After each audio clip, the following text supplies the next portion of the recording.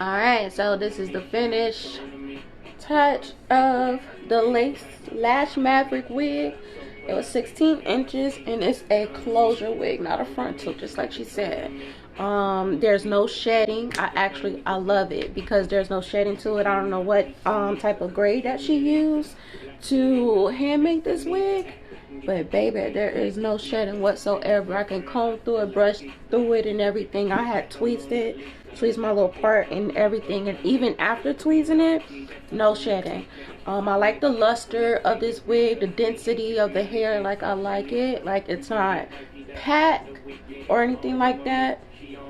And I didn't even style it just yet, but other than that, if I was to give this from a scale 1 through 10, I'll give it a 10. I love it, so I can't wait to do my makeup and everything in this. Do your dance, baby, gon' cut it up.